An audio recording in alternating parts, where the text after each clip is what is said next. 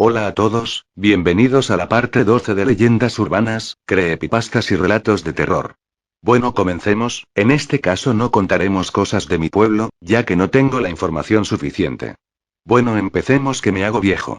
Al final daré unos anuncios importantes, así que no se vayan desgraciados.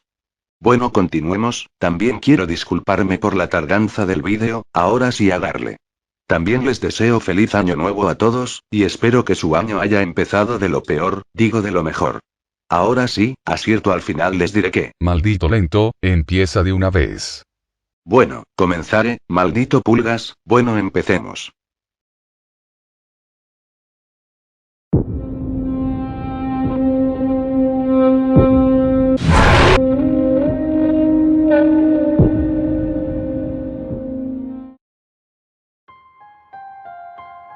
Cerca de las cataratas del Niágara hay un pequeño túnel que tiempo atrás servía como paso peatonal entre las granjas que había en la zona.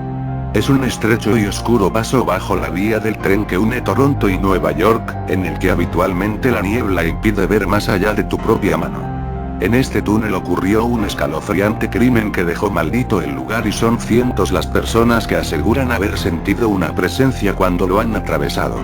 Esta es su leyenda y hace más de un siglo había algunas casas cerca de los alrededores del túnel. En una de ellas había una familia rota por el alcoholismo del padre, un hombre violento que descargaba toda la furia que sentía por su miserable vida golpeando a su mujer y su única hija cada vez que se emborrachaba.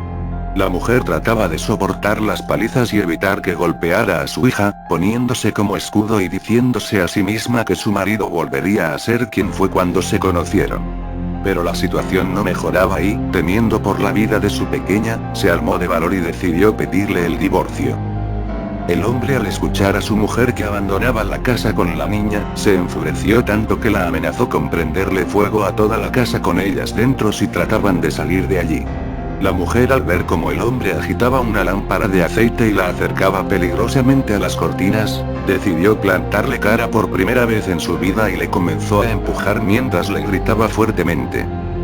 La reacción del hombre no se hizo esperar, lanzó la lámpara contra uno de los muebles, que de inmediato comenzó a consumirse, llegando las llamas hasta el techo de madera en cuestión de segundos. Se giró hacia su esposa y la derribó de un puñetazo, pero no contento con ello la continuó golpeando y pateando aunque ella estaba inconsciente en el suelo. La niña, al ver la escena, escapó presa del pánico, corriendo tan rápido como podía con la intención de llegar hasta la casa de sus vecinos que se encontraban al otro lado del túnel. Mientras corría, solo se giró un segundo para ver cómo toda la casa comenzaba a arder mientras su madre aún estaba dentro y su padre salía con paso lento pero seguro con una lámpara de aceite apagada en la mano. Pero su huida no tuvo éxito, ya que, cuando se encontraba a mitad del oscuro túnel, la niebla le impidió ver una piedra, con la que tropezó y cayó de bruces en el encharcado y frío suelo. Sentía un gran dolor en su tobillo y, por más que trataba de levantarse, el dolor la vencía y caía nuevamente. Ese lapso de tiempo fue aprovechado por su padre para alcanzarla. La niña quedó paralizada por el miedo cuando observó cómo su enloquecido padre se acercó a ella y vertió lentamente todo el aceite sobre su diminuto cuerpecito. Entonces solo un sonido más se escuchó en el túnel. El de una cerilla encendiéndose justo antes de que el padre la arrojara sobre la niña y la prendiera en llamas.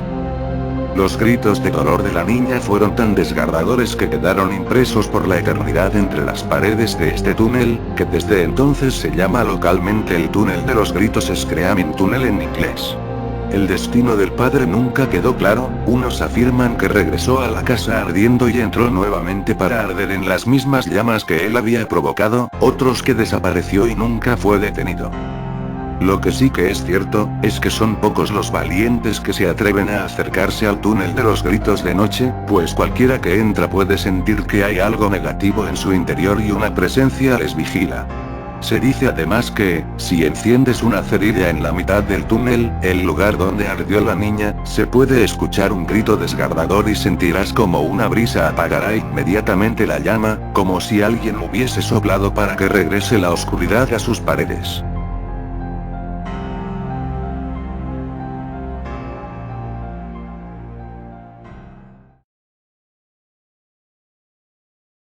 Linda historia, le faltó un poco de gore, pero linda historia. Bueno, continuamos con la siguiente. En esta historia me ayudará Pulgas a contarla, mientras yo voy a arreglar unas fallas técnicas del canal. Así que síguele, Pulgoso, son todos tuyos. Changos, bueno, seguiremos. En esta ocasión me tocará contar la siguiente historia. Ahí va, disfrútenla.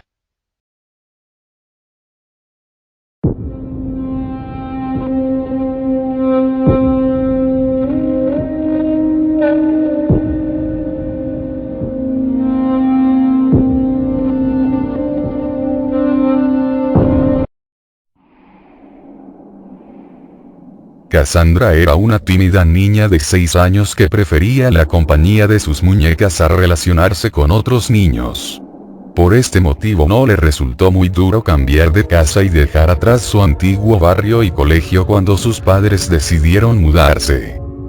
Sus padres estaban preocupados por el cambio, pero sabían que con el tiempo acabaría disfrutando de su nuevo hogar. Una vieja mansión que tenía un gran jardín, con un columpio, un tobogán e incluso una pequeña casita de madera en el árbol. La niña se acostumbró enseguida a su nuevo hogar. Pero tener tanto espacio para jugar la volvió incluso más retraída y solitaria. Cassandra solía subir con sus muñecas a la casa del árbol y pasaba allí varias horas hablando sola, según ella, con su amiga Ana. Los padres no le dieron mucha importancia pues sabían que a esa edad eran comunes los amigos imaginarios. Las vacaciones de verano pronto acabarían y con el nuevo curso escolar haría nuevos amigos en clase. Los días pasaban y el comportamiento de la niña cada día era más extraño, casi no hablaba con sus padres y aprovechaba cualquier momento para refugiarse en su casita del árbol. Los padres podían escucharla hablar durante horas con su amiga Ana. Pero lo que más les preocupaba era que cada vez conciliaba peor el sueño, hablaba dormida y parecía sufrir pesadillas pues era habitual que entonara frases como tengo frío, no puedo ver o ayúdame. Una noche la madre sintió pasos en el pasillo, asustada avisó a su marido, quien salió a ver y se encontró a Cassandra caminando sin rumbo. La niña parecía sonámbula y, cuando su padre la llamó, se despertó totalmente aturdida y sin saber qué hacía de pie fuera de su habitación. Cada vez las incursiones nocturnas de Cassandra eran más atrevidas y se alejaba más de su cuarto. Sus padres tenían miedo de que la niña saliera a la calle, sola y por la noche. Así que decidieron llevarla a una clínica del sueño en la que podrían monitorear sus hábitos de sueño para tratar su sonambulismo. Pero tras pasar 2 noches no se detectó nada extraño, de hecho en ambas ocasiones Cassandra durmió plácidamente toda la noche. El psicólogo tampoco ayudó mucho, únicamente les confirmó lo que ellos ya sabían, que tenía una amiga imaginaria que se llamaba Ana y que tenía su misma edad. El psicólogo le restó importancia al hecho y les dijo que era relativamente frecuente, y más teniendo en cuenta que la niña prácticamente no tenía amistades. Les recomendó que pasaran más tiempo con ella y que trataran de relacionarla con más niños de su edad para que Cassandra fuera, poco a poco, olvidando a Ana y centrándose en sus amistades reales.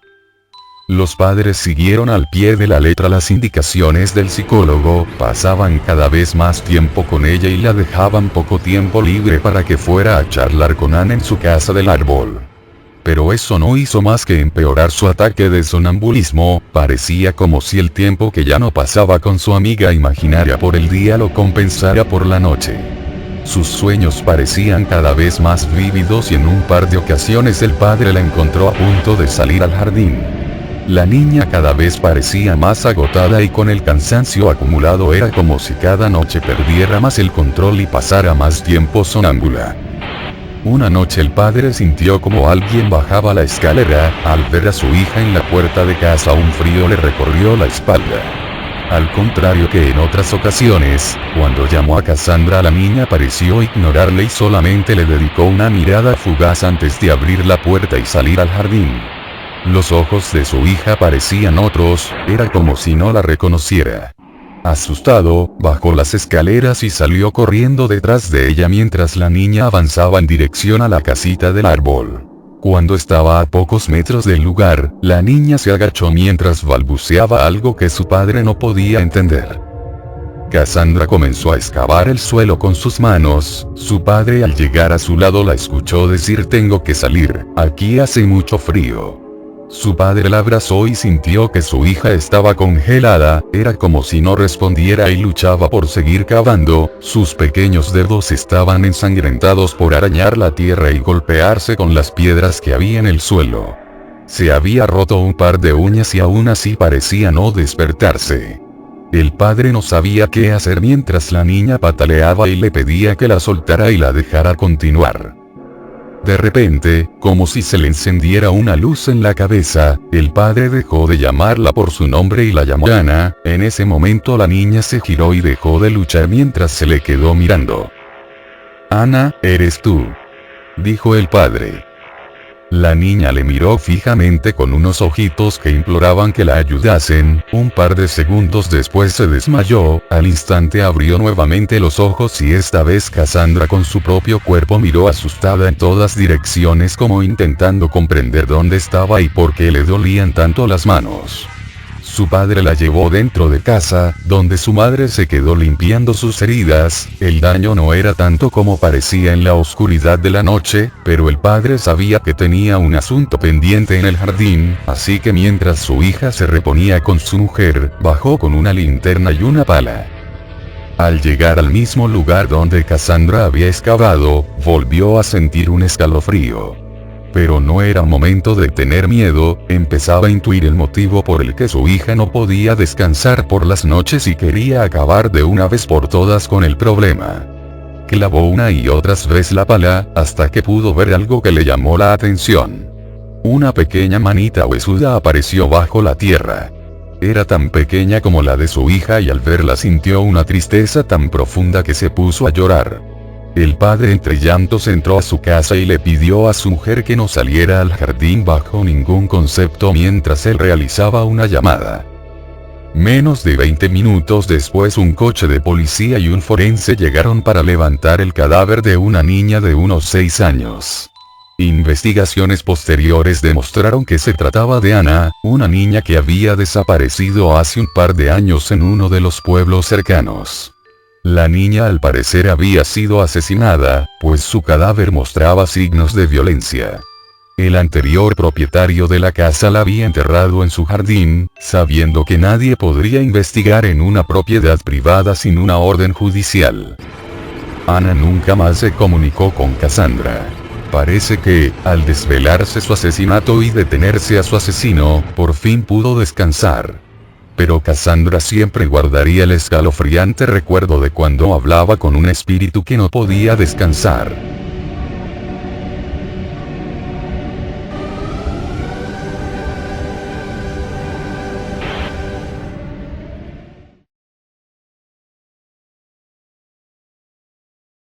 Linda historia, me parece conocida. Acierto, que no según tú hablabas solo, cuando eras niño. Y todos te tomaban como loco, ¿te acuerdas, León? Cállate, maldito pulgoso, o te vuelo las orejas. Diablos, mejor me voy a ver la tele. Bueno, creo que seguiré con la última historia. Bueno, empecemos, que hoy es lunes y no tengo ganas de hacer nada.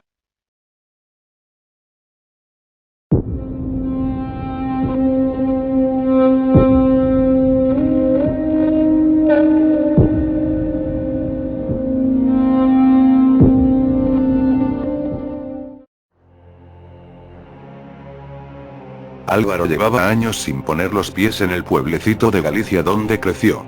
Pero, la grave enfermedad que sufría su padre, le obligó a desplazarse a la zona rural donde se crió para darle un último adiós. Por desgracia su padre tenía las horas contadas.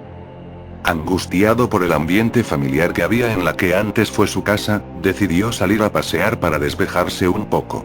No le importó que ya hubieran pasado las 2 de la madrugada, tenía que separarse de sus hermanos, unos insensibles que como parásitos, y con su padre aún con vida, se repartían la herencia como hienas despedazan la carroña.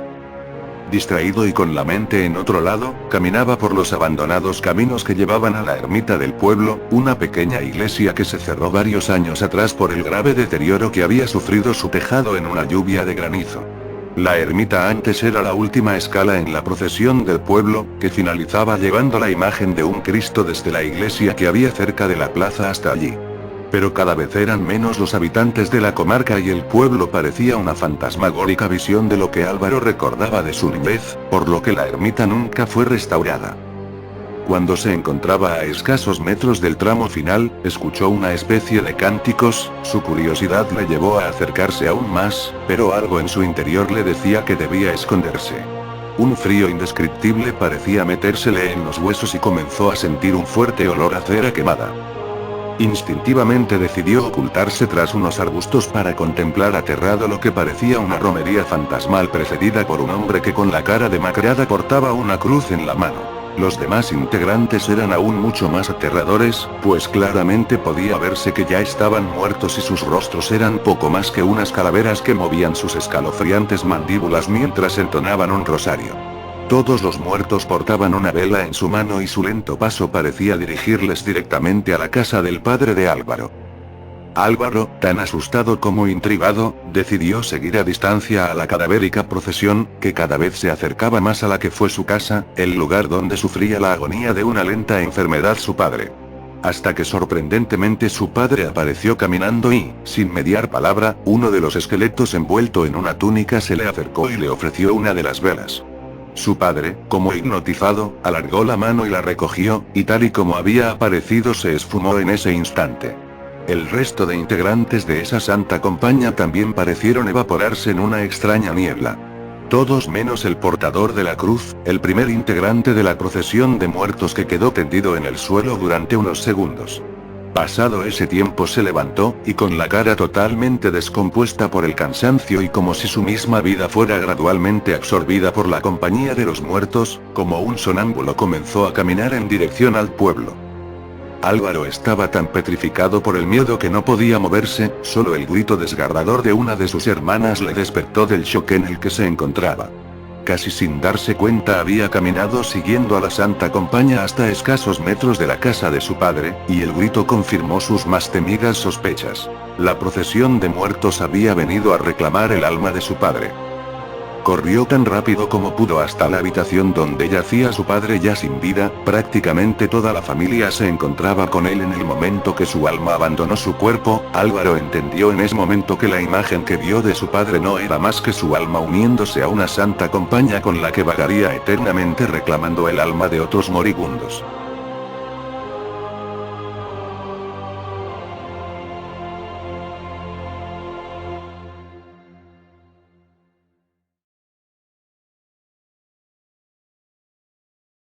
Bueno, esto ha sido todo, espero que le haya gustado y les haya asustado un poco su lunes. Maldita sea, la escuela ya va a empezar. Bueno, nos vemos a la próxima, agreguen al Face del canal, también ya tenemos Twitter, síganme. Ahora sí, hasta la próxima, atentos a los siguientes vídeos, un gran regalo espera, nos vemos, cuídense, hasta luego.